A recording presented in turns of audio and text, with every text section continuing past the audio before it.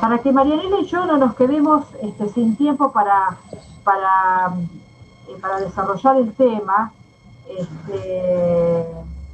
vamos organizando de este modo, en función de que son muchas personas, que muchas veces estamos respondiendo las preguntas o los comentarios que hacen cuando habilitan el micrófono, por el chat, a veces se preguntan cosas que no queremos dejar de responder, pero que las vamos a tratar en el curso de la clase. Entonces, vamos a hacer lo siguiente, como para organizarnos mejor. Salvo que haya alguna pregunta que refiera a que yo reitere algo, o Marianela en su caso, que reitere algo que no se está entendiendo lo que digo, habilitan el micrófono o lo hacen por el chat y en todo caso Marianela y Bárbara, también una de las adscritas que está presente en el aula,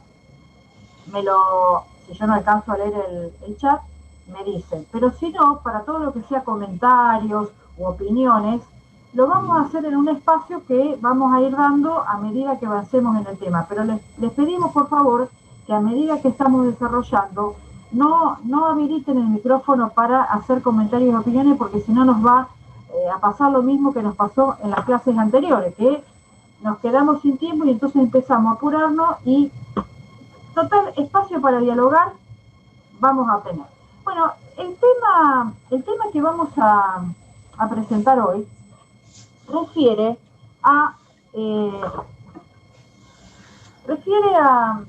un aporte importantísimo que viene del campo de la psicología, sobre todo del psicoanálisis, o sea, el psicoanálisis como una construcción que hace y un aporte que hace Freud. ¿Por qué damos el aporte de Freud en el campo de las ciencias sociales y de la filosofía?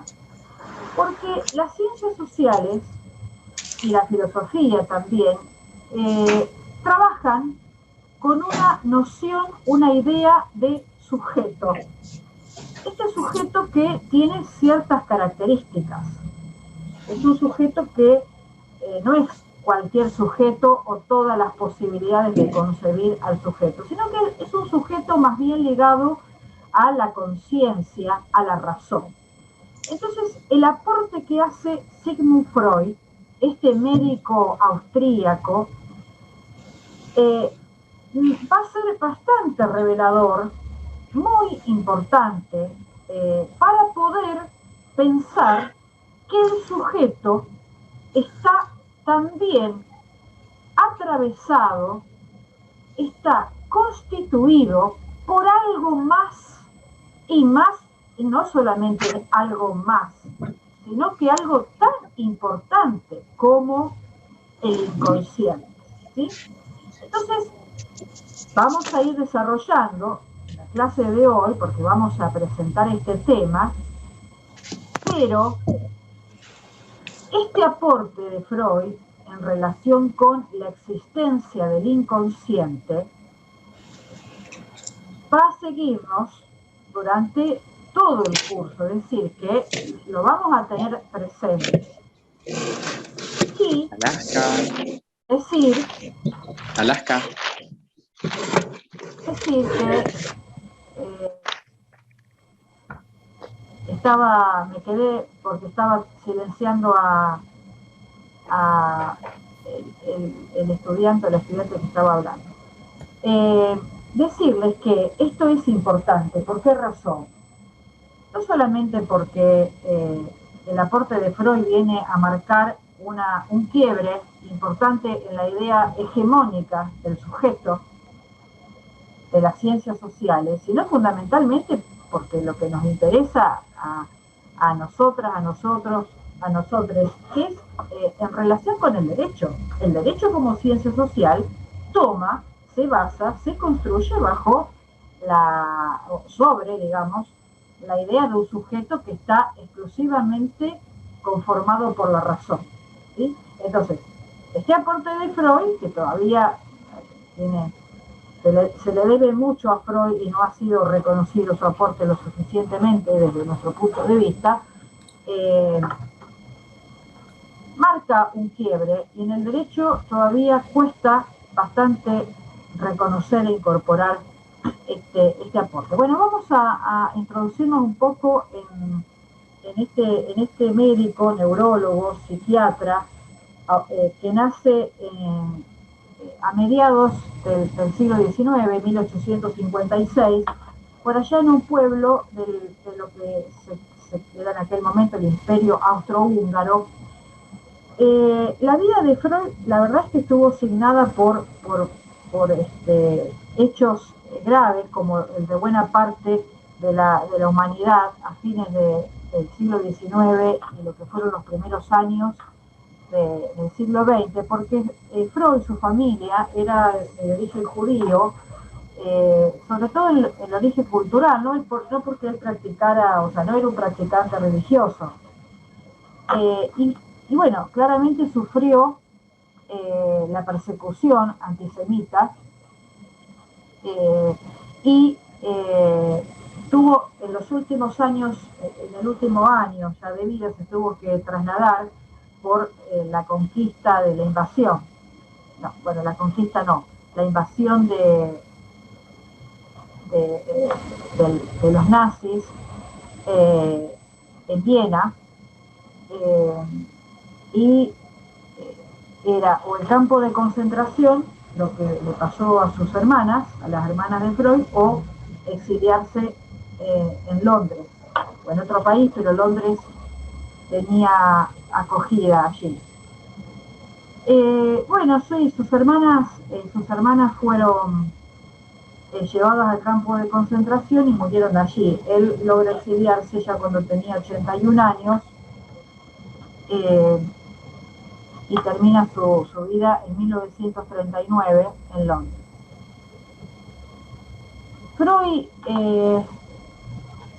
tiene una perspectiva. Él era, como decíamos, era médico, se dedicó a la neurología, a la psiquiatría, pero él tenía un interés mucho más allá de la medicina. En realidad, él le interesaba aspectos de la vida humana, los padecimientos emocionales, psíquicos, la filosofía.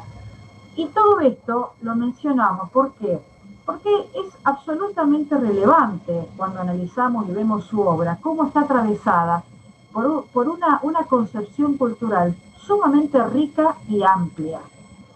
Entonces, y lo vamos a ver en el texto que tenemos, que ojalá ustedes o la mayoría hayan podido leerlo, el texto de él, ¿sí? Vamos a comenzar un poco esto que venimos haciendo, introduciendo a la vida de él, con el texto de Silvia Tubert, que es argentina. Él, como les decía, su interés siempre estuvo más ligado a los procesos psíquicos, ¿sí? Pero los procesos psíquicos y emocionales. Pero claro, hubo ahí una mirada focalizada en esto de cuál es la relación. Hay una relación entre los procesos psíquicos humanos y el cuerpo físico. Hay una relación, ¿no?, entre el proceso psíquico sobre la dolencia emocional, la dolencia o el padecimiento mental y las patologías físicas, las patologías que tenían signos físicos. Y este es el punto que va a develar Freud, que va a mostrar que efectivamente aquello que la medicina hegemónica de su momento mantenía diferenciado, mantenía como dos cosas que no tenían ningún tipo de relación, lo que Freud va a mostrar a lo largo de sus trabajos y de su vida, no solamente como un médico en su consultorio, sino también como investigador, él va a mostrar la absoluta y estrecha relación entre los padecimientos psíquicos y su manifestación corporal, ¿sí?, corporal en la dimensión física del cuerpo, ¿sí? Freud estudió con médicos muy reconocidos en su momento, con un médico también austríaco, Breuer, ganó una beca y estuvo estudiando unos meses con un médico también reconocido, un médico francés en París, con Charcot, ¿sí? Y en vínculo con estos médicos, él comienza a trabajar con un método que ya usaban estos médicos, de la hipnosis, ¿sí? La sugestión, ¿no? al sueño, pero no un sueño tan profundo que no permita a la persona, al o la paciente hablar, ¿no? La hipnosis, entonces las personas bajo hipnosis comienzan a hablar y a relatar cosas y se descubre que las patologías o los síntomas que se muestran en el cuerpo no tienen un origen orgánico, ¿sí? Sino que su origen es un origen psíquico. Y lo que ven, lo que descubren es que ese origen psíquico en general responde a un origen o tiene un carácter traumático. Entonces, él tuvo, claro, él cuando después de estudiar con Charcot de París vuelve a Viena y comparte estas experiencias, estos aprendizajes con su círculo, la comunidad de medicina, y no hay buena recepción en este modelo hegemónico de la medicina que en ese momento, muy fuerte, claramente, y además porque esto era un descubrimiento, si ahora aún lo tiene, imagínense en ese momento, estamos hablando de finales del siglo XIX, de no asociar que el padecimiento mental o emocional, psíquico, podía tener alguna consecuencia en el organismo. Entonces, no tiene muy buena recepción, cuestión que Freud claramente tenía que vivir, porque además tenía varios hijos e hijas, y abre un consultorio privado y comienza a tratar pacientes. La mayor parte de sus pacientes en un principio eran mujeres, entonces él empieza a utilizar este método de la sugestión hipnótica para las dolencias nerviosas, ¿sí? Entonces, este método permitía que las personas pudieran hablar de esos hechos dolorosos de sus vidas, ¿sí? Los hechos traumáticos, los traumas. Y pudo ver algunos resultados positivos, buenos, en sus pacientes. Pero también vio que estos resultados positivos tenían un alcance bastante acotado. O sea, el resultado positivo era porque los pacientes y las pacientes podían resolver algunos de sus síntomas físicos, ¿no? Provocados por sus dolencias mentales, ¿sí? Del sistema nervioso. Pero el límite de usar la hipnosis venía con que la posibilidad de resolver esos problemas no era una resolución profunda. Si por ejemplo, se cortaba la relación con él como terapeuta, esos síntomas volvían a aparecer. O también una limitación se presentaba porque la persona, cuando salía de ese estado de hipnosis, no podía recordar qué es lo que había dicho bajo el estado de hipnosis. Es decir, el estado de hipnosis le permitía poner en palabras. Acá escucho que me dicen que me escuchan como cortado. ¿Sí? Como me escuchan como cortado. Bueno. Se escucha bien, profe. Se escucha bien, solamente un sonidito de interferencia, nada más. Pero se escucha. Yo, la verdad es que no sé de dónde sí, Silvina, ya te doy la palabra. No sé de dónde puede venir el sonido porque yo no tengo ningún aparato por acá funcionando, la verdad. Sí, se escucha, sí, yo escucho muy bien, pero no sé si alguien tiene problemas. Sí, se ve que a lo mejor debe ser el problema de alguien porque si no sería generalizado. Sí, Silvina, te repito. Sí, hola profesora, buenas noches. ¿Me escucha? Sí. Sí, de la parte de la hipnosis, ahí me Sí. perdí porque se escucha ese sonido y muy bajito. Bien. Bueno, lo De repito. de que iban al consultorio. Sí. Freud trae el método de la hipnosis, lo incorpora, que ya lo usaban dos médicos, Breuer en Viena y Charcot en París. Lo comparte los hallazgos de su experiencia respecto de que los síntomas, los signos en el cuerpo de las dolencias no tenían un origen orgánico, sino emocional, psíquico, de dolencias psíquicas. Lo comparte con su comunidad médica de Viena. Siente el frío, el rechazo porque la medicina de ese momento no podía asociar dolencias físicas con un origen psíquico.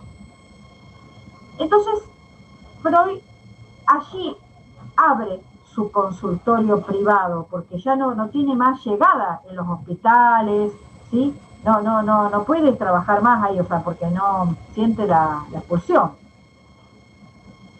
Entonces abre su consultorio privado y lo empieza a aplicar con sus pacientes. En principio mujeres, después hombres, y lo que va haciendo, lo que le va permitiendo la hipnosis es que las personas puedan hablar de sus dolencias. La hipnosis es un estado de sueño, ¿sí? Se pierde, o sea, no es vigilia, es sueño, ¿sí? Por distintos mecanismos de sugestión se lleva la hipnosis. Entonces las personas empiezan a hablar de parte de esos traumas, ¿sí? Que provocaban esas dolencias físicas, esos síntomas físicos. En la medida en que las personas hablaban de esos traumas, de esas represiones, de esas dolencias anímicas, psíquicas, las personas podían ir resolviendo, esos síntomas desaparecían, pero no desaparecía totalmente, ¿sí? No desaparecían totalmente, a veces volvían a aparecer o no era una manera de resolver de manera profunda, ¿sí? Esos problemas, ¿sí? Entonces, bien, también, por ejemplo, si cortaban el tratamiento con él, porque en algún momento, bueno, se termina el tratamiento, al no tener contacto con esa terapia de la hipnosis, esos síntomas volvían a aparecer. Entonces él se da cuenta que tenía que ir por otro lado, ¿sí? Básicamente eso, o sea, él tenía que ir por otro lado. Porque claro, es decir, estos procesos mentales, ¿sí? Estos procesos mentales no eran conscientes, ¿sí? Repito, las personas hablaban de esos traumas en un estado de hipnosis, por lo tanto cuando volvían a la conciencia no se acordaban lo que habían dicho. Por eso la resolución no era una garantía. Podía ser, pero podía ser que no, porque no podían reconocer que tal trauma infantil había provocado ese signo. Entonces él empieza a buscar por otro lado, ¿no? Esto es una de las, o sea, empieza a indagar que fuera de la conciencia o además de la conciencia hay otra cosa, pero que ese método no lo llevaba a resultados seguros y exitosos.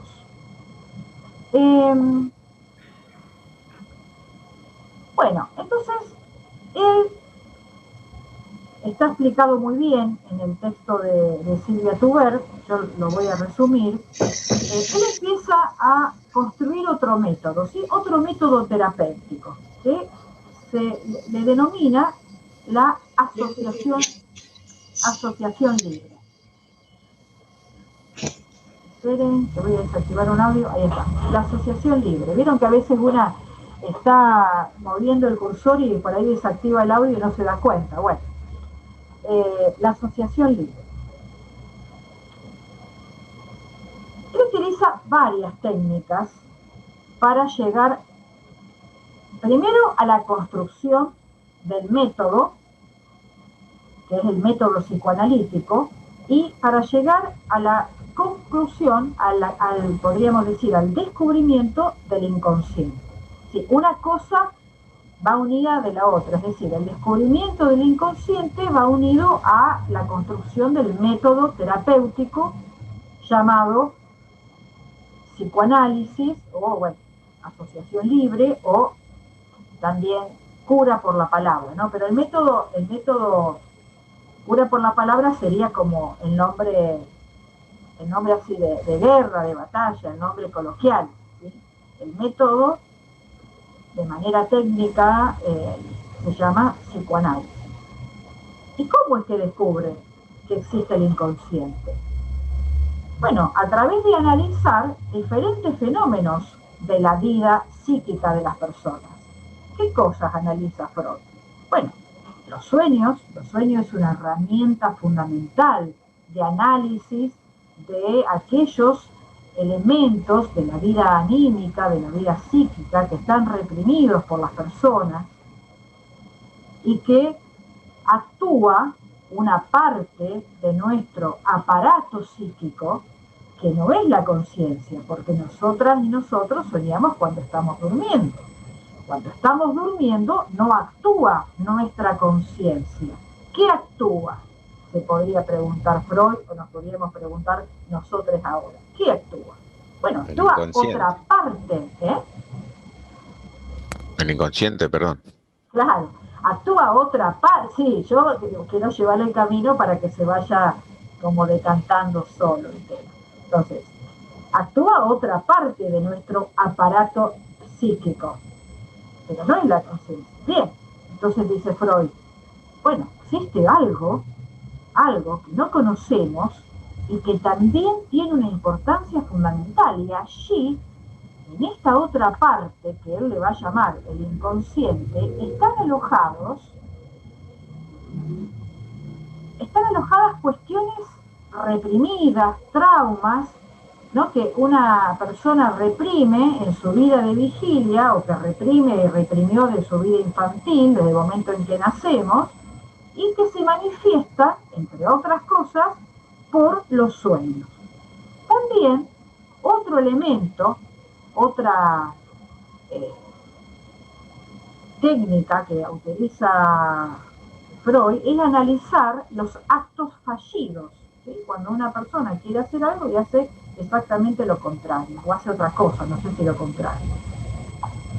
La conciencia, no pensamos, ustedes recuerden situaciones que les deben haber pasado y que nos pasan a diario, ¿no? Queremos hacer una cosa y estamos pensando en eso, pero hay un acto fallido, hay algo ahí que nos juega una zancadilla, una mala pasada, nos hace ir para otro lado, nos hace hacer otra cosa. ¿Qué es? ¿Pero cómo? Si yo quería hacer esto otro. Claro, ¿quién está ahí actuando? El inconsciente. Los lapsus, cuando queremos decir una cosa y metemos la pata y decimos, bueno, en el caso de que lo que decimos finalmente sea una metida de pata, no siempre es una metida de pata, pero, wow, a veces decimos cosas que realmente tenemos adentro, que es lo que realmente sentimos, y a veces vieron cómo funciona nuestra vida cotidiana. Nos conviene decir tal cosa para quedar bien, pero la boca abrió y habló el inconsciente. Bien. Entonces, él analiza todos estos elementos, los utiliza dentro de sus investigaciones, a partir del trabajo en su consultorio con sus pacientes, y ahí llega a la conclusión de que nuestro aparato psíquico tiene, además de la conciencia, que sería el yo, nuestro yo, además hay otras funciones y hay otra cosa que no conocemos y que gobierna, ¿sí? Ya voy adelantando otro concepto, que gobierna nuestro comportamiento, que gobierna nuestra vida. Y no tenemos control sobre esa parte inconsciente, no la podemos manejar. Es un problema eso. Bueno, a esa parte que no conocemos, que no podemos manejar... Perdón, profe, ¿podría repetir? Pues se me entrecortó. Sí. A esa parte que no conocemos, que no podemos manejar, que gobierna buena parte, si no la mayor parte, va a decir Freud, de nuestra vida, de nuestro comportamiento, es el inconsciente. O sea, Freud descubre que existe el inconsciente. Y el método que utiliza, que utiliza y que construye, ¿sí? Que construye para tratar a sus pacientes por las dolencias que tienen, las dolencias psíquicas, las dolencias anímicas, se va a llamar el método psicoanalítico, que es un método de curar por la palabra. ¿Y cómo es el uso de esa palabra? Es a través de la asociación libre.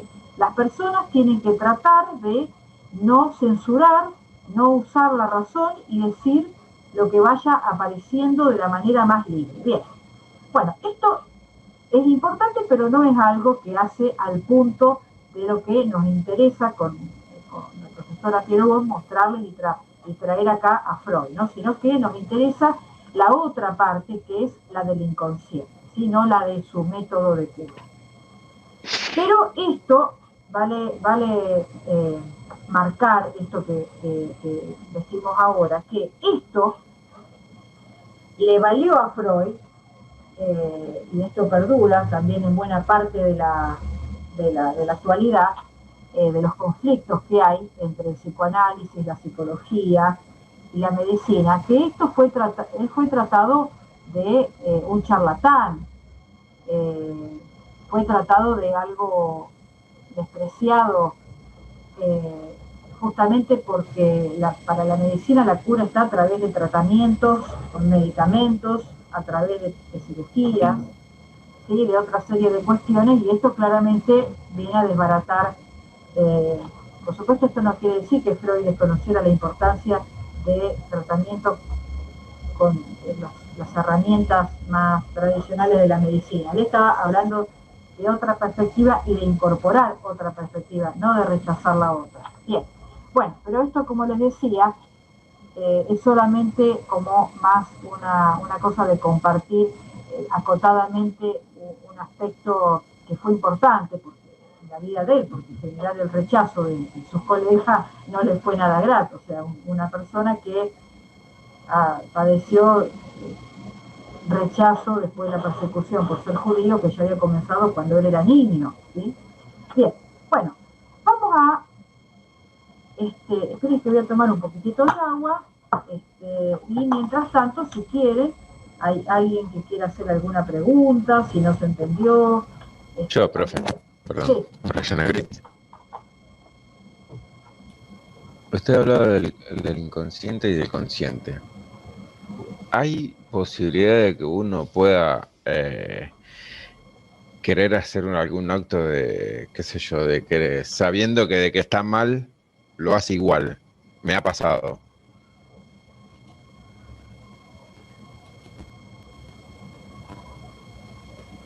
A ver,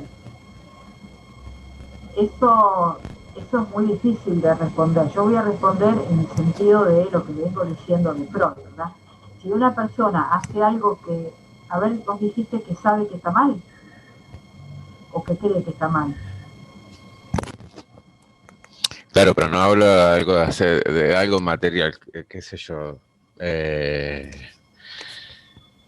sabiendo que, qué sé yo, dejar digamos, cuando uno se va a hacer algún mandado, porque lo he hecho, se va a hacer un mandado dejando la hornalla prendida. Ah, claro, sí, esas cosas sí. Bueno, pueden ser olvidos, pueden ser olvidos. ¿Cómo se lo llamaría? Perdón, porque no. sabiendo que está consciente.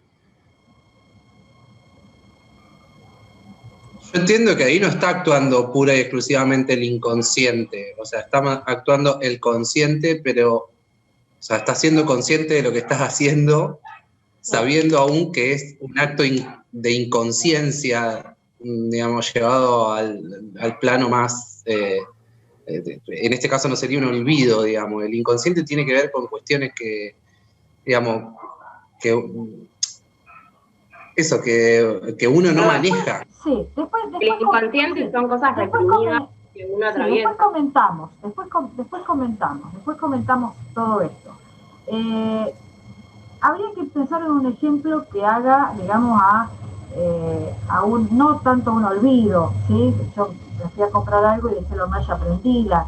Eso, además, porque no hay, claramente esto lo dice Freud y lo dice cualquier persona psicoanalista, que es siempre cada acto fallido, cada lapsus, cada sueño siempre se interpreta en el marco de un momento de terapia y que es singular. Para cada persona puede representar lo mismo. Por lo que habría que ver si se trata de un olvido, porque estoy tan cansada que dormí poco, entonces me fui al supermercado y dejé la hornalla prendida, o tiene que ver con otra cosa. Así que eso no hay fórmulas ni hay respuestas absolutas ni universales, ¿sí? Por eso cada persona es una singularidad en este sentido que estamos hablando.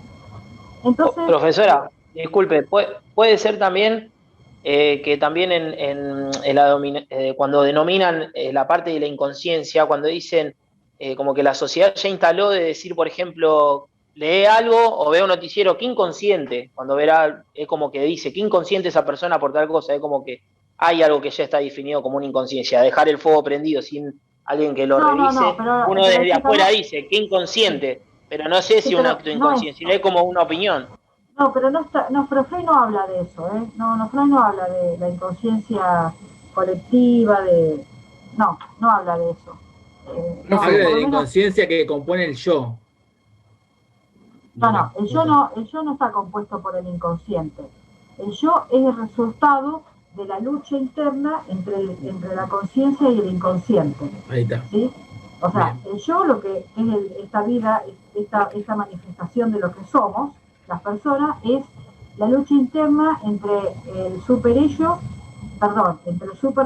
que son los mandatos, las normas, el deber ser, y el ello, que es la pulsión, la energía que no tiene contención y que quiere expresarse así libremente sin atadura. Entonces, en esa tensión entre los mandatos de la norma y la energía, el ello que quiere salir, que quiere expresarse, que quiere vinculado más al placer, ahí se constituye nuestro yo. Pero esto dejémoslo porque no digo que no sea importante, pero no es el punto, ¿sí? no es el punto de nuestra clase. Entonces quiero terminar con esta idea para después pasar a marcar unos puntos importantes y hacemos un pequeño espacio para las preguntas y los comentarios de ustedes. Pero no quiero porque están apareciendo preguntas que ya las voy a señalar, las respuestas, quiero decir. Bien. Entonces, para Freud, el inconsciente está compuesto por, ¿no? ¿Se acuerdan que estábamos hablando de los modos en que él descubre el inconsciente, actos fallidos, lapsus, análisis de los sueños, ¿sí? Que eso forma parte, el inconsciente, de nuestro aparato psíquico, conciencia, inconsciente, sobre el inconsciente. No sabemos qué hay ahí, pero, pucha, está manejando nuestra vida, ¿no? Tenemos sueños, soñamos con un montón de cosas que pensamos durante el día o la semana pasada, y las reprimimos, decimos cosas que no queríamos decir, hacemos cosas que no queríamos hacer. Bueno, no podemos llegar a conocer qué hay ahí, y ese es el temor que genera el inconsciente, porque nos gobierna, pero no sabemos qué hace. Entonces, profe, dice Freud, perdón. sí, un momentito. Yo dije que iba a ser un momento para debatir. ¿Vos querés hacer una pregunta de algo que no se entienda de lo que estoy diciendo? No, sobre este tema. ¿Puede ser que el inconsciente a veces no quiera advertir de algo? O sea, señalar de algo que estamos haciendo. Bien, lo dejamos para el momento del debate. Como les decía, para el momento del debate voy a abrir un espacio, gente. ¿Sí? Si no se entiende lo que estoy diciendo, entonces sí me preguntan. Si no, estoy hablando entrecortado y por ahí lo que ustedes están preguntando ya lo voy a decir. Entonces, ¿qué pasa? Que está compuesto este inconsciente por traumas, por deseos reprimidos, y son esas deseos reprimidos no del día de hoy, no del día de ayer, la semana pasada, el año pasado, sino que vienen desde nuestra infancia.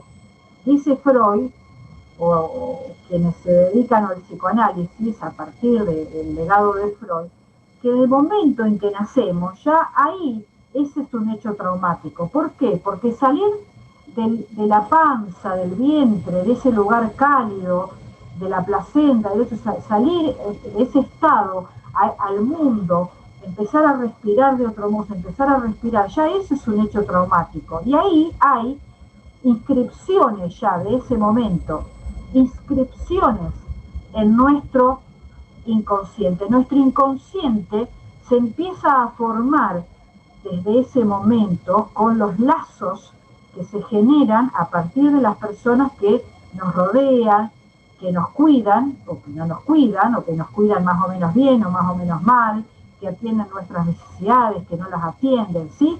Entonces el inconsciente comienza a conformarse, a constituirse allí, ¿sí? Los actos fallidos son un modo en que el inconsciente se manifiesta. Los sueños son un modo en el que el inconsciente se manifiesta. Los lapsus, querer decir una cosa, que es lo que estoy pensando, pero digo otra. ¿Quién habló ahí? Si yo quería decir, mamá te quiero, y dije lo contrario. ¿Quién habló? Bien, entonces, estas son las cuestiones, dice Freud, que enferman a las personas cuando son graves esos traumas y no se resuelven. Y por eso se enferman las personas, aparecen síntomas, signos en el cuerpo, en lo orgánico, ¿sí? Pero ahí no se queda toda la afirmación polémica que causó estupor en su momento por una sociedad vienesa, austríaca, muy conservadora, con mucha fuerza de la religión católica. Otra de las afirmaciones bien exasperantes de Freud es que en la base de todas estas enfermedades había un componente de carácter sexual, es decir, que hay una base de represión sexual en las personas y que eso tiene una arista positiva, podría decir él, positiva, valiosa, y otra no, ¿sí? Y otra no. Entonces, la negativa de esa represión sexual de las personas es que, según él, eso nos enferma. Y la positiva es de reprimir. Perdón, ¿puedo aportar algo? Si puedo aportar algo muy chiquito, que esa sexualidad que habla Freud es sexualidad infantil. Después, por favor, yo no quiero ser... Quería sumar eso solamente, que es sexualidad infantil, sí, no sexualidad adulta, de lo que hablaba Freud. Sí, no, está bien, Victoria, pero eso es lo que iba a decir, por eso. Bien, entonces hay una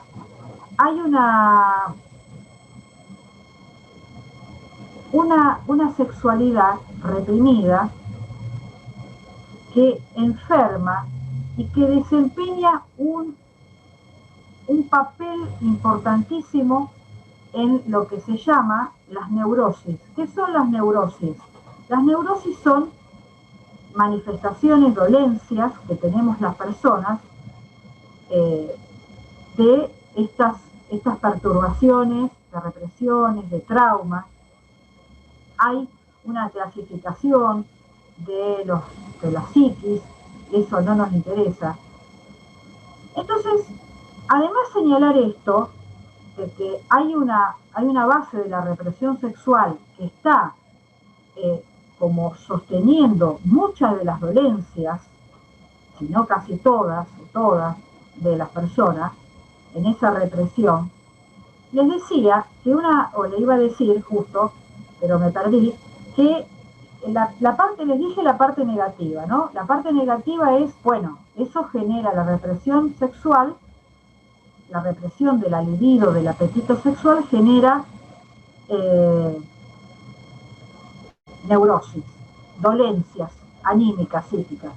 Y lo positivo para Freud sería que cuando las personas reprimimos ese apetito, o sea, no lo regulamos, no es que lo reprimimos y no ejercemos nuestra sexualidad, porque la sexualidad no es solamente la genitalidad para Freud, pero cuando se reprime parte de ese apetito sexual, las personas subliman esa energía, es decir, canalizan esa energía que nos lleva, digamos, a la práctica sexual, la canalizan y se producen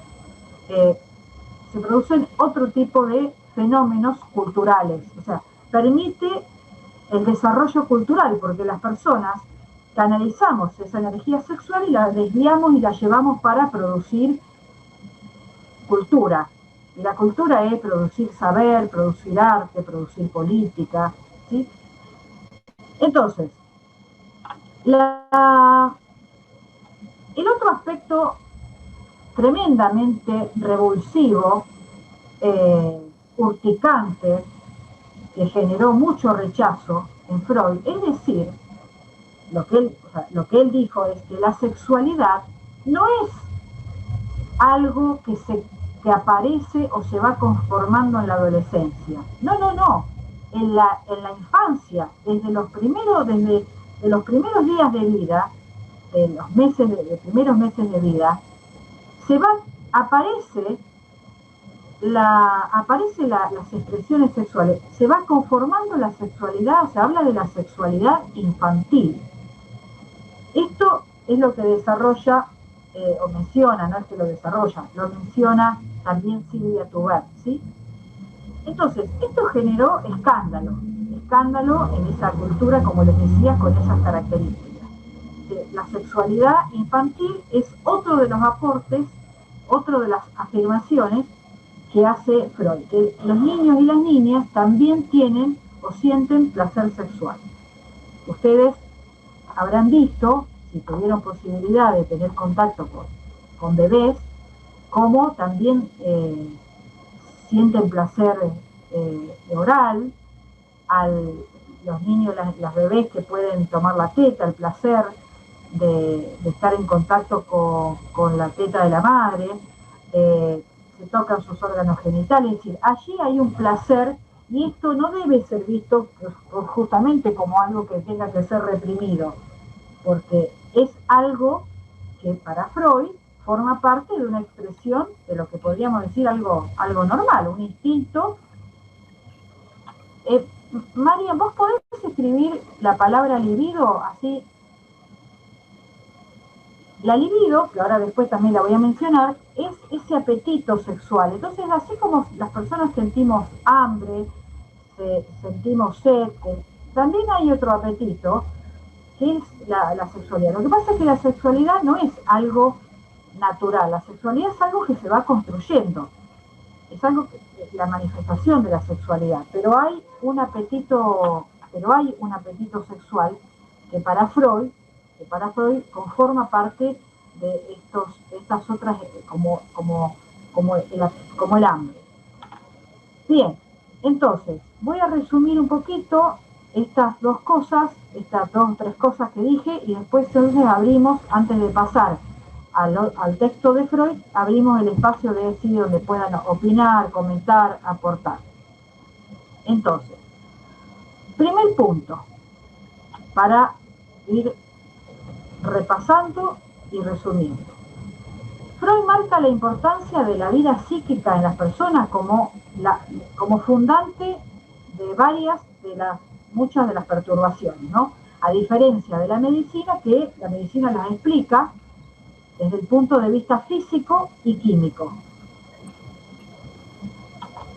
También señala, bueno, acá hago un aporte, que la psicología experimental, la psicología descriptiva, la filosofía, no pueden explicar la relación que hay entre lo anímico y lo físico, lo orgánico, lo somático. Lo somático también es una expresión que va a usar mucho el psicoanálisis y la psicología.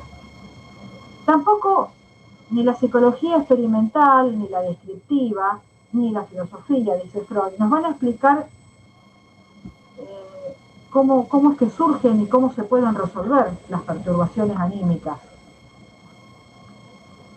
Entonces, claro, el psicoanálisis, según él, es el único que puede unir las perturbaciones anímicas, psíquicas, con los síntomas físicos, orgánicos.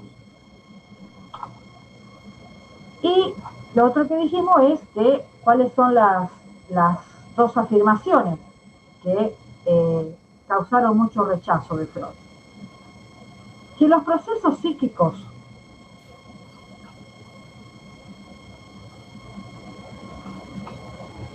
que creemos que son conscientes son en general inconscientes, ¿sí? Y que los procesos psíquicos conscientes son, aunque creamos lo contrario, son actos aislados, son fracciones, solo fracciones de nuestra vida anímica total. Es decir, que los procesos psíquicos inconscientes son los que mayor fuerza y mayor preeminencia tienen respecto de nuestra vida anímica. Entonces, no podemos asociar, como de hecho no lo hace el psicoanálisis, no podemos asociar o hacer una identidad entre lo psíquico con lo consciente. Lo psíquico es lo consciente y es lo inconsciente. Y lo inconsciente tiene un peso mayor. Y que la otra afirmación es que los impulsos sexuales van a desempeñar un papel importante en el origen de las enfermedades, de las dolencias, de los padecimientos psíquicos, o también llamados, como se llama él, nerviosos, ¿sí? Pero estos impulsos sexuales, así como generan eso, también cuando se reprimen, una parte, no toda, contribuye a crear expresiones sociales, culturales de la humanidad.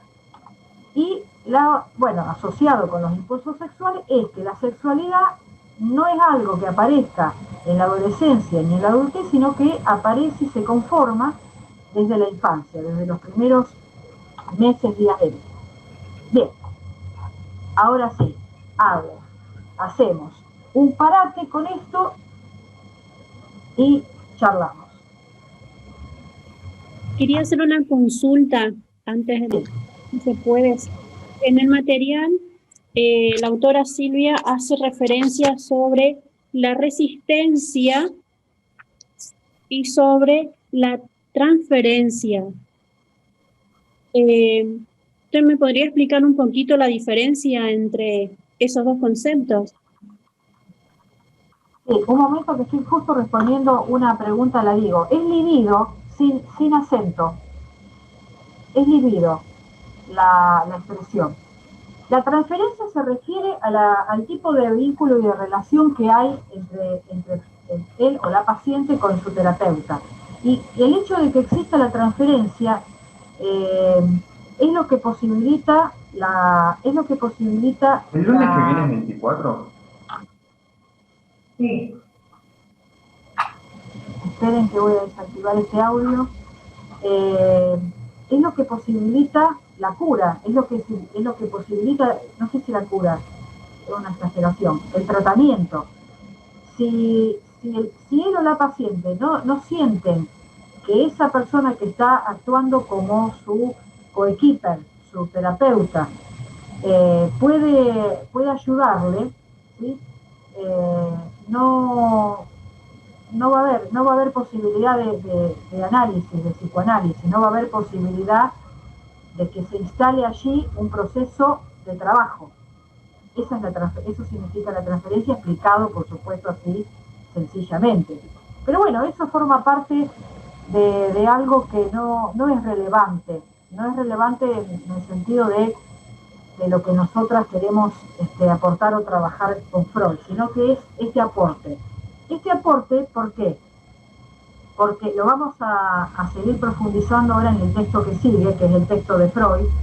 ¿Por qué? Porque es mostrar que el sujeto, sobre el cual se constituye todas las ciencias sociales, incluyendo el derecho, es un sujeto que está pensado como únicamente atravesado por la conciencia, es decir, el aparato psíquico es solo conciencia y el inconsciente no tiene un valor, no tiene peso. Entonces, eso es lo que está mostrando. Está mostrando un quiebre de la idea hegemónica del sujeto. El sujeto que está en la base de la ciencia era un sujeto pensado como exclusivamente racional. Y lo que está haciendo Freud es mostrando que el sujeto está atravesado por otro montón de cosas que no se pueden conocer. Y que esas cosas que no se pueden conocer están actuando desde el inconsciente, desde esa zona del aparato psíquico al cual no podemos llegar. Y podríamos llegar a tener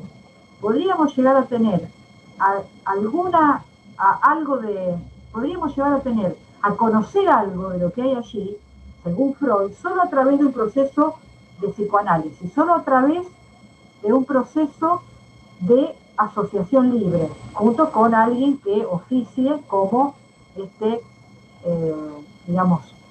escucha, ¿no? El que está escuchando y el que puede intervenir, que es el psicoanalista, él o la psicoanalista.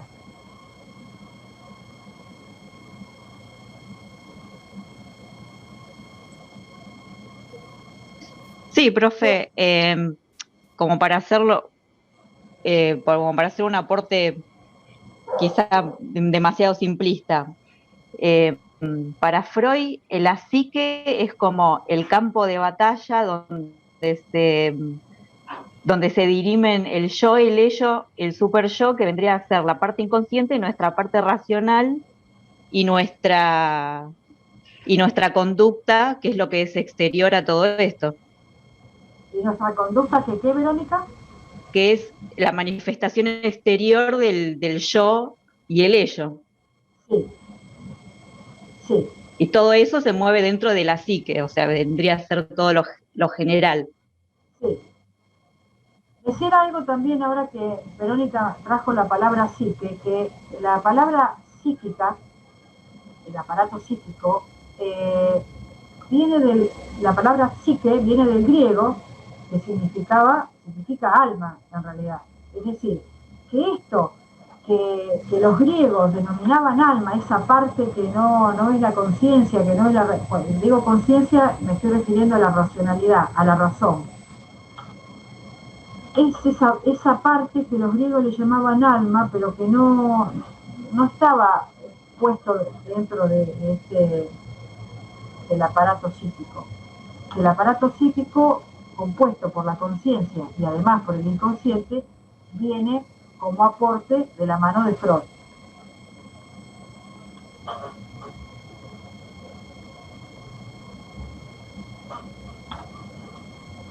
¿Algún aporte, comentario, alguna pregunta a Marianela que haya quedado en el chat sin responder o alguien que... Ah, sí, están haciendo preguntas por el chat, es verdad.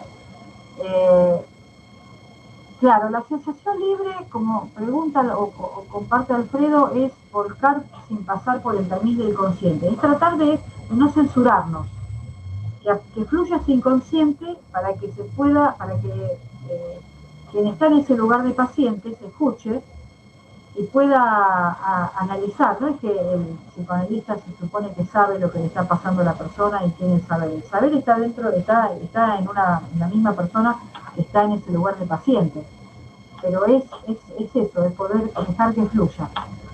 Dijo que en la sexualidad reprimida había una parte negativa y otra positiva. ¿Cuáles son esas partes? ¿Eso de lo que expliqué, Celeste, no te quedó claro? Porque no sé si es una pregunta vieja o es una pregunta nueva. No, es una pregunta Habrían nueva. preguntado, antes, más temprano habían preguntado si el inconsciente es eso que son los deseos y el yo es lo que lo regula. No, el inconsciente no son exactamente los deseos, es lo que está reprimido. Los deseos tienen que ver con el yo, y el yo es el resultado de la lucha podríamos decir, entre el inconsciente y la conciencia. Entonces, le pregunto nuevamente a Celeste si, no sé si la pregunta que ella hizo era vieja, quedó respondida o lo vuelvo a aplicar.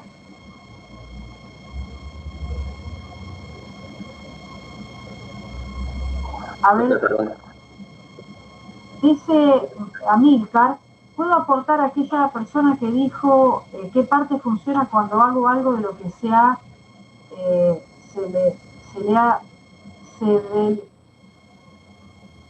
que le puede pasar algo así? Dio el ejemplo de dejar prendida la hornalla, dentro de lo penal se lo puede configurar como dolo eventual. Sí, esto ya nos lleva a otro lado,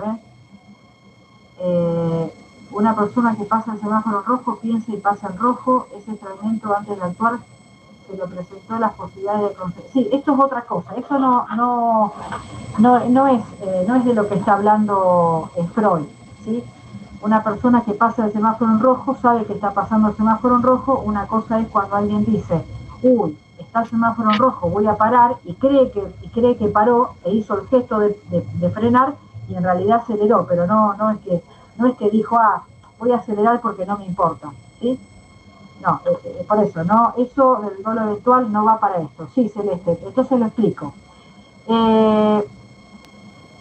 La parte negativa, la parte complicada, que trae consecuencias complicadas de reprimir la sexualidad, los deseos sexuales, tiene que ver con que eso genera, todo según Freud, por supuesto, genera dolencias, genera esa represión sexual, no poder satisfacer lo sexual, los deseos sexuales. Por ejemplo, cuando se le dice permanentemente a los niños, las niñas, no te toques, no seas asqueroso, o sea, y marcar eso como algo feo, como algo... A ver, yo voy a usar todas las palabras y todos los conceptos que se usan en esta sociedad, ¿no? Que ve la sexualidad algo negativo, ¿no? No seas sucia, no seas asqueroso, chancha, no tenés... O sea, todo eso va generando una idea de la sexualidad como algo negativo. De manera que todo eso enferma, dice Freud, esa es la parte negativa. ¿Cuál es la parte positiva de que los seres humanos, las personas, no estén todo el tiempo queriendo satisfacer sus deseos sexuales, es decir, queriendo tener placer sexual todo el tiempo? La parte positiva de Freud, ¿qué es lo que posibilita? Porque no es que Freud usa la palabra positiva o negativa. ¿Qué es lo que eso posibilita? Posibilita que las personas, esa energía sexual, no estar todo el tiempo teniendo sexo o queriendo satisfacer sus deseos sexuales,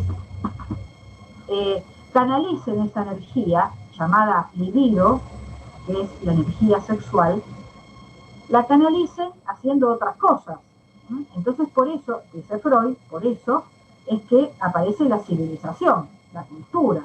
Las personas ponemos nuestra energía en tener una vida social, donde desarrollamos, bueno, todo lo que integra la cultura, desarrollamos ciencia, canalizamos la energía estudiando, escribiendo, desarrollamos la energía haciendo una huerta, teniendo nuestros modos de supervivencia económica, hacemos otras cosas, hacemos arte. Esa es la parte posibilitante, según Freud, de reprimir el apetito sexual llamado por él libido, sublimando parte de esa energía sexual, porque claramente él piensa que si reprimimos toda nuestra energía sexual, eso nos enferma. Profesora, disculpa que le corté al otro compañero. No hay problema. Freud era partidario, ¿no?, de una sexualidad libre, si bien él expresa en una carta que le envía a un neurólogo en 1915, un neurólogo americano. Él también tuvo otras relaciones aparte, como con su cuñada Mina, entre otras. ¿Qué tanto influyó en sus estudios esta posición? No entendí yo ahora.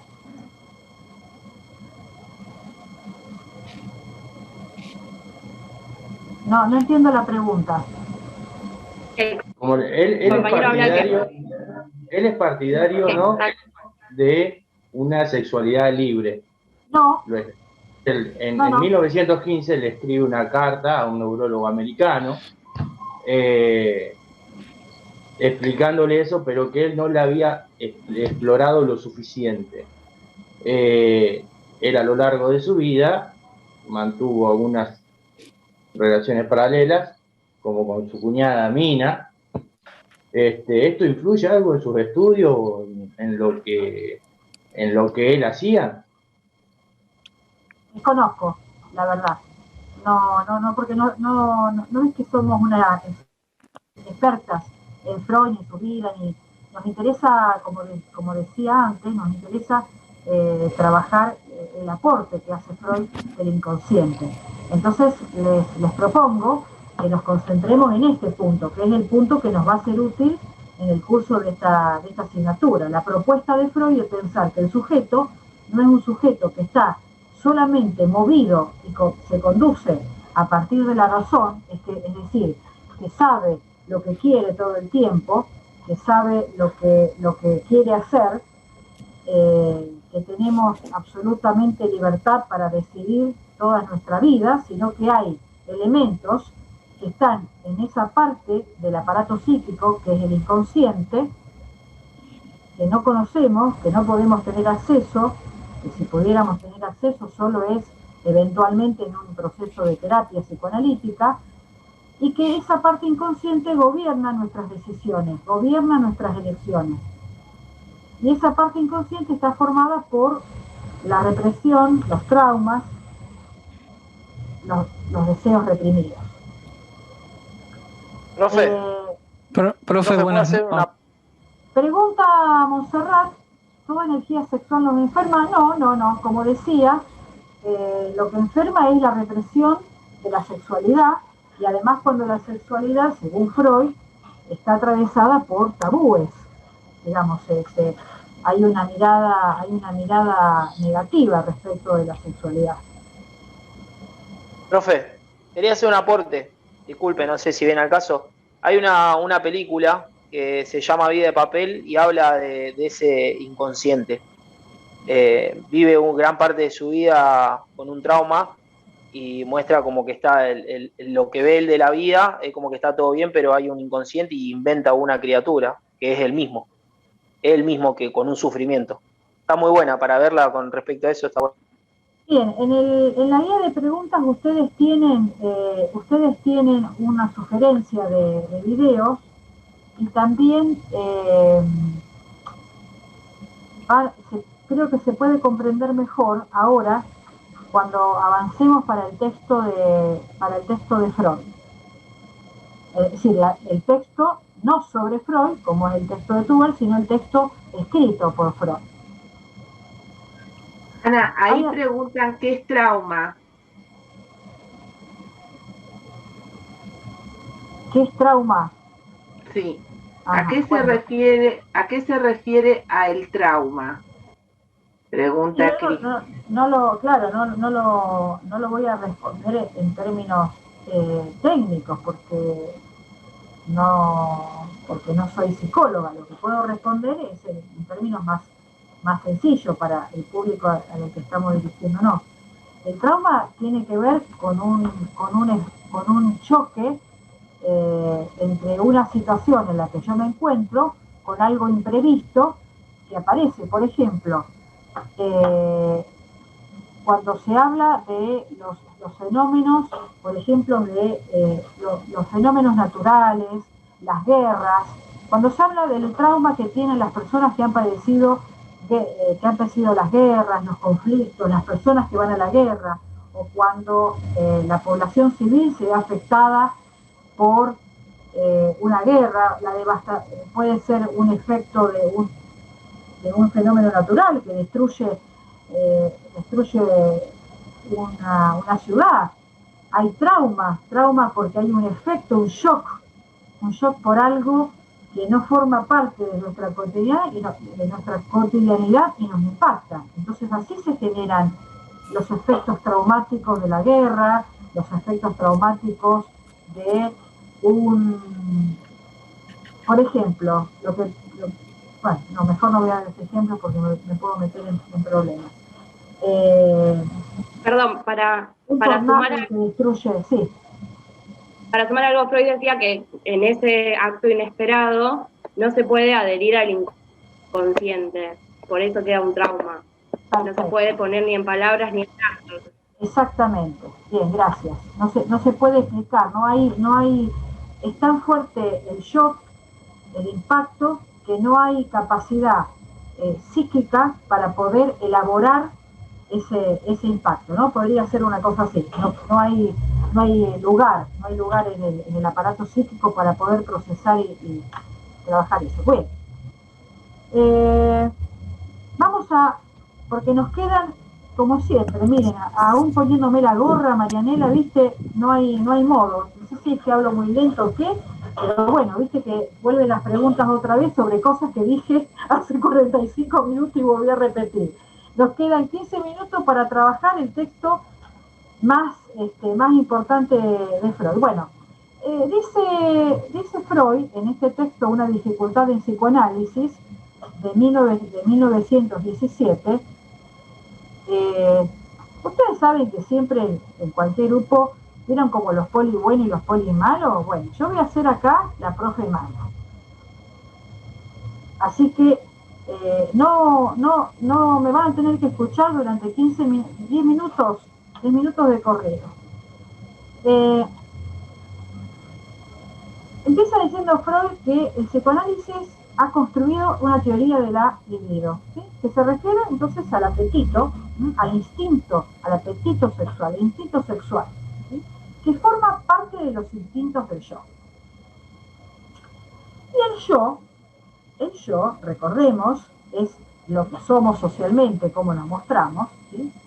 El yo es un gran depósito de libido, es decir, el yo es un gran depósito de energía, de apetito sexual. Del yo fluye esa energía, esa libido, hacia los objetos. Y esa parte de libido que pongo en los objetos fluye de nuevo, vuelve al yo. O sea, esa energía circula. No es que yo, por ejemplo, deseo estudiar Derecho, me encanta, estoy esperando los lunes a las 19 horas porque yo deseo estar en la clase de Filosofía y Ciencias Sociales. Entonces, esa energía fluye, ¿sí?, de mí hacia la clase de Filosofía y Ciencias Sociales.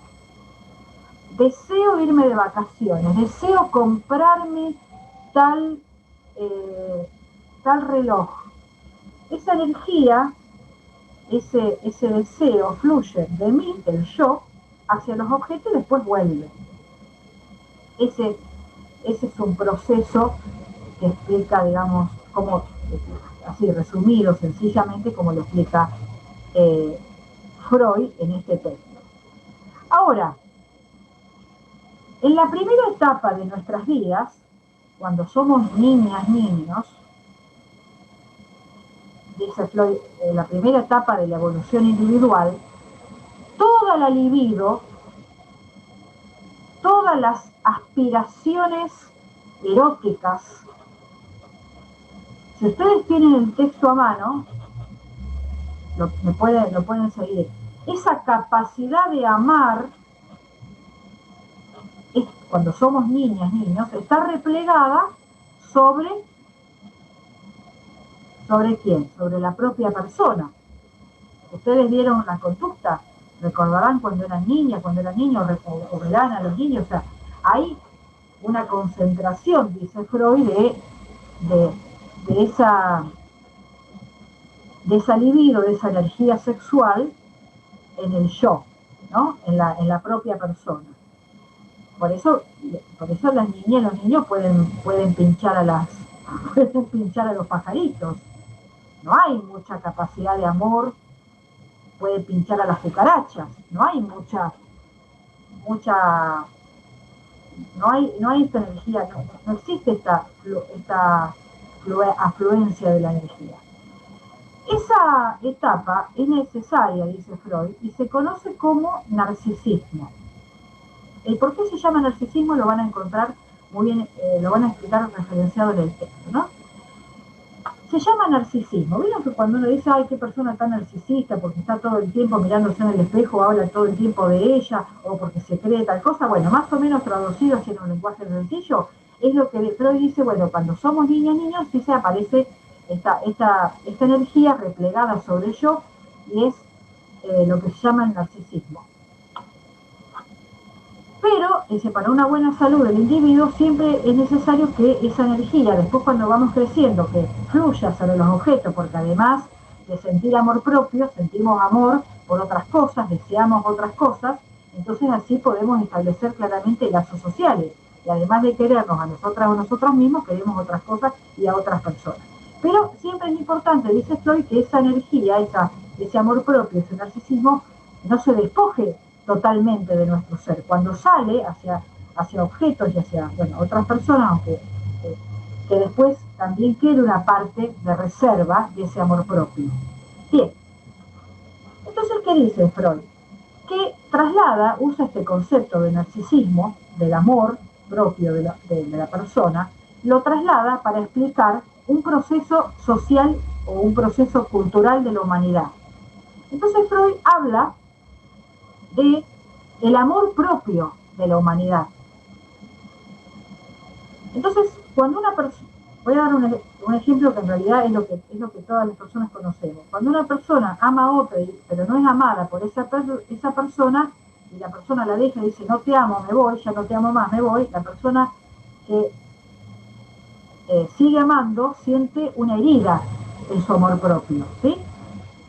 Bien, él dice, Freud, que la humanidad también sufrió una herida narcisista en este amor propio de la humanidad. O sea, utiliza el concepto de narcisismo para explicar un proceso cultural de la humanidad. Entonces, dice Freud que la humanidad ha sufrido, hasta el momento en el que habla, en 1917, que escribe este texto, que la humanidad ha sufrido 3 grandes agravios, dice él, 3 heridas a su amor propio, la humanidad. La primera ofensa fue la ofensa cosmológica, porque la humanidad, el ser humano, creía que la Tierra era el centro del universo, que la Tierra era superior a todos los demás elementos de la cosmología, del cosmos. Que el Sol, la Luna y los otros planetas giraban alrededor de la Tierra. Se creía el centro del universo. Pero Copérnico, cuando afirma que en realidad la Tierra es un planeta más, entre otros, y que en realidad la Tierra gira alrededor del Sol, que no es el centro de nada, y afirmación de Copérnico, que luego es confirmada por el descubrimiento de Galileo Galilei, sufre su primera herida a ese amor propio de creerse el centro del universo. La herida o la ofensa, dice Freud, cosmológica. Luego, el ser humano, ya habiendo aceptado que ya no era el centro del universo, dice Freud, por lo menos dentro de la propia Tierra se cree un ser superior, porque se cree que el ser humano, el individuo, es superior al resto de las especies, es superior a los animales, superior claramente al reino vegetal. Tomo agua. Lo comento para la gente que no está mirando la cámara y que piensa que le pasó que hace silencio. Entonces lo digo. Estoy tomando agua. Es la herida biológica cuando Darwin dice, esperen, no es así, gente. No es que los seres humanos son superiores a los animales. Venimos de los animales. Somos el resultado de la evolución de los animales. No somos distintos a ellos. Somos la evolución de, bueno, lo que dice de los monos, ¿no? Entonces fíjense cómo las niñas y los niños tienen otro vínculo con los animales. Además de pincharle con alfileres a las cucarachas, como yo les decía antes, que se divierten, ustedes fíjense cómo los dibujitos animados son, muchos están representados por animales, los animales hablan, y los niños y las niñas tienen empatía con los animales. No piensan que son superiores a los animales, ni más, encuentran que está bien que los animales hablen en los dibujitos animados. Solo después, dice Freud, en ese texto que nos parece maravilloso, solo después, cuando son adultos, ya los seres humanos comienzan, claro, por la socialización que tenemos, ¿no?, en esta cultura, llegan a usar los conceptos de las palabras, a usar los términos que usamos para referirnos a los animales como insultos. Le decimos, mirá esta persona qué serpiente que es, uy, qué caballo, uy, pero qué animal. O sea, luego ya de adultos usamos esos términos para insultar. Pero cuando somos niñas y niños no tenemos ese vínculo. Y entonces, ¿qué pasa con este descubrimiento de Darwin? Bueno, la herida biológica. No somos ni siquiera superiores en la Tierra a nadie. No somos diferentes de los animales, somos un animal más, nada más que tenemos otras características. Bien, entonces, ¿qué dice el ser humano como consuelo? Bueno, a ver, no soy el centro del universo, no somos superiores a los animales. Bueno, pero por lo menos en mi propia casa, en mi propio yo sí puedo gobernar, puedo decidir qué es lo que quiero, ¿no? Puedo gobernar mis actos. Yo soy, en mí tengo control. Bueno, no, va a decir, no, miren gente, miren muchachos, miren muchachas, la cosa no es así. Yo les vengo a mostrar que además en la propia casa de cada persona individual existe algo que se llama el inconsciente, que gobierna la mayor parte de nuestras vidas, de nuestros actos, de nuestros deseos, y que no sabemos qué hay ahí, no lo podemos controlar, no lo podemos gobernar, es decir, que no somos ni siquiera amos, dueños de nuestro propio comportamiento, porque nuestro propio comportamiento, nuestros deseos, nuestras elecciones están gobernados por algo de lo cual no tenemos control. Y eso es el inconsciente. Entonces, la tercera herida, la tercera ofensa, es la ofensa psicológica. Bien, esto es un resumen. Nunca pensé que podía llegar a dar este texto de Freud en 7 minutos. Pero bueno, una va descubriendo cosas, cada clase y va aprendiendo cosas. Profe, excelente, gracias. No, bueno, tampoco es para tanto. No, porque no entendí algunas cosas y la verdad que... bueno, no. Tampoco la pavada, es una persona que sepa de psicoanálisis, de psicología de Freud, lo podría explicar mejor. Pero bueno, vuelvo a decir, lo importante es, ahora sí, por supuesto tienen habilitado los... Mientras escucho, no sé si Marian, vos... No hay preguntas. No hay preguntas. Bueno, entonces lo que sí que es importante, esta última parte, digamos, de la clase, de las 3 heridas narcisistas, es para ubicarnos, digamos, cuando veamos la unidad 2, de todas las rupturas que van a generar la modernidad para el ser humano. Esto va a ser como muy importante tenerlo en cuenta, digamos, de estos cambios que se dan y que Freud los describe de esta manera. Excelente, sí, es así. Por eso, hay que considerar que este aporte de Freud, que aún hoy todavía, ¿no, Marian?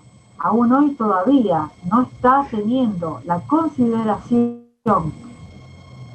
de la ruptura que hizo él con ese aporte, ¿no? de la ruptura que ha hecho él con este aporte en el campo de las ciencias, todavía no se lo puede aceptar.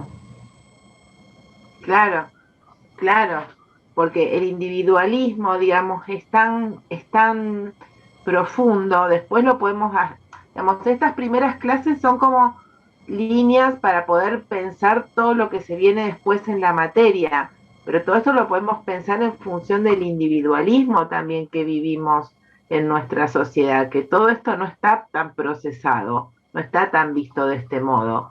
Nos seguimos creyendo, el hombre principalmente, se cree como el centro del universo todavía, y no, bueno, no es así.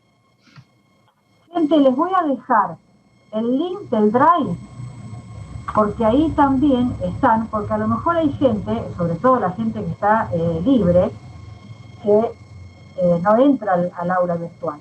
De todos modos, ya dijimos, para la gente que está en condición de libre, que tiene que tener cuidado, porque hay algunos textos que nosotras no damos y que están en la bibliografía. Es decir, todo lo que nosotras damos le va a servir. Por ejemplo, el texto de Freud está en la bibliografía. El texto de Tuber, nosotras lo cambiamos porque agregamos Tuber y sacamos el que había puesto el titular, porque este nos parece que se ajusta más, por lo menos, a nuestra mirada, a cómo introducir de manera clara a Freud. Pero bueno, si hay alguna... Pero es lo mismo, porque abarca el tema, digamos, para quienes están como libres, pueden leer el que está en la bibliografía del programa o el de Silvia Tuber, porque abordan la temática del psicoanálisis, los aportes que hace el psicoanálisis a las ciencias sociales, digamos, como una ciencia social. Así que bueno, cada uno que rinda libre, no es que estamos cambiando. El del titular, que ahí pregunta Julieta, está en el programa nuevo, en uno que se aprobó este año, que yo en este momento no lo tengo a mano porque se aprobó el mes pasado. Fíjense, para la clase que viene lo conseguimos. ¿Cuál sería? No lo pude bajar porque ahora lo comparto. Ahora lo comparto. No, vos lo tenés al que dieron, al nuevo que agregó la bibliografía. Sí, me tienen que esperar. Pero, también, digamos, esto es, si ustedes leen los de Freud propiamente dichos, y los comprenden, tampoco es necesario estos otros textos, es un poco para apoyar y para poder comprender el texto específico de Freud. Bueno, pero es la temática, el tema es con qué bibliografía la abordamos. Si les parece, en función del horario, vamos viendo lo del lunes que viene.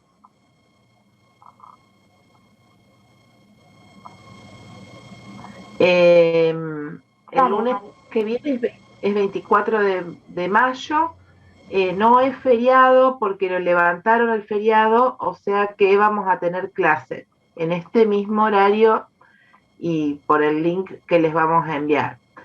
La clase que viene vamos a ver el texto de Fischer, de Sobrecapitalismo.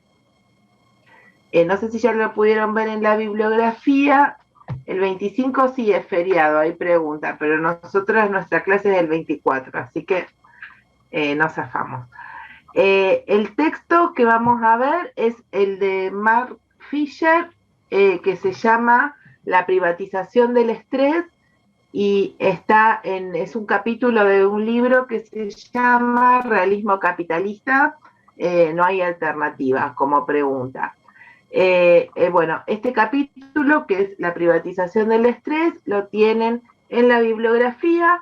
Hay una guía de preguntas que les puede ayudar a comprender el texto, y hay un material audiovisual que está muy bueno, porque es sobre el libro en general, digamos. Si bien explica este capítulo, pero también los contextualiza en cómo, en las otras partes del libro. Es muy interesante porque nos vamos a adentrar, ya ustedes están viendo que estamos viendo problemáticas actuales. Este es un autor inglés, bueno, escribe sobre el capitalismo en Inglaterra principalmente, pero bueno, muchas cuestiones también nos atraviesan a nosotros acá como sociedad. Así que bueno, nos vemos el lunes que viene. No sé, Ana, si hay otra cuestión. Sí, estoy buscando, estoy buscando el programa que les dije que les iba a mandar por acá. Pero miren, ¿saben lo que podemos hacer? Se los debemos para la próxima, porque total, la próxima mesa libre de esta cátedra es en octubre. Pero bueno, les podemos, el programa para la clase... si no me escriben un correo, traten de ponerse de acuerdo, y si no, a ver, si tienen tiempo de quedarse, yo me quedo, no tengo problema, hasta que lo estoy buscando. Yo no lo encuentro al nuevo. Sí, tal vez el titular lo suba al campus. Yo lo tengo en el campus. El programa 2021. Sí, 2021. Sí. Está en el campus. Está subido como nuevo material. ¿Cómo? Que está subido como nuevo material. A mí me aparece como notificación de nuevo material. Bien. Entonces, a mí me aparece junto con el programa que dice programa 2021 y está el 2012. Recién lo termino de abrir, está en el campus. ¿Hay alguien que está como libre acá que lo necesita?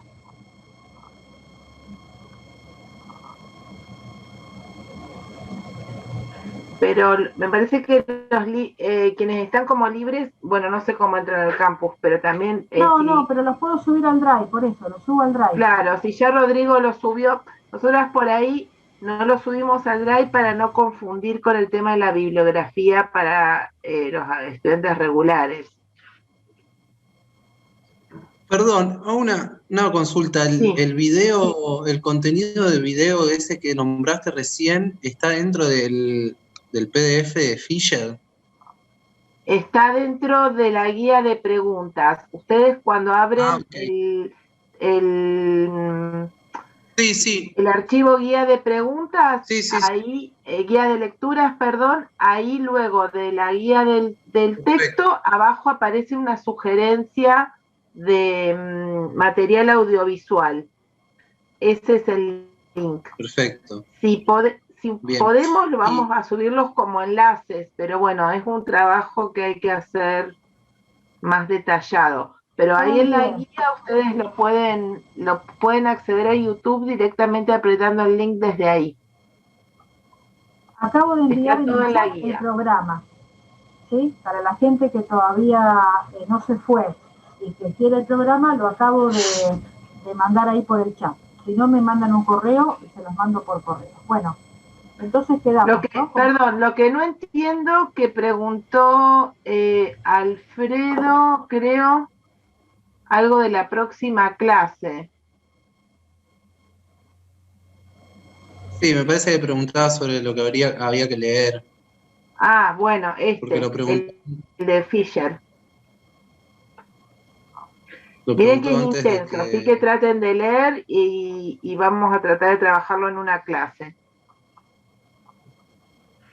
Bueno, el lunes van a estar recibiendo el enlace. Sí, el enlace el lunes porque lo tenemos que armar. No se puede repetir como el Meet, que podemos usar siempre el mismo. Acá empieza y termina. Por eso lo mandamos el lunes.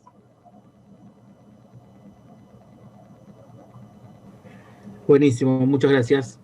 Hasta luego, que tengan buena semana. Nos vemos. Hasta luego. Chao. Chao, profe, hasta luego. Luego.